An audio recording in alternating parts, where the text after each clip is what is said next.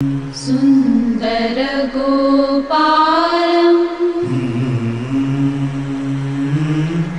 पुरवनमालं नयनविशालं दुःखहरम्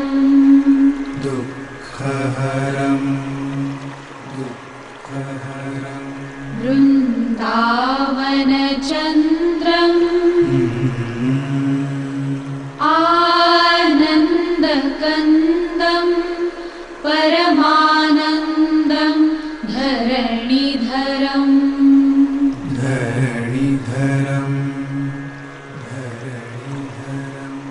वल्लभघनश्यामं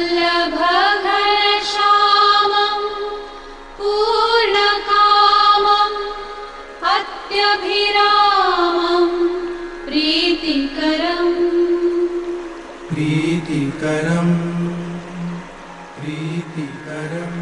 भज नन्दकुमारं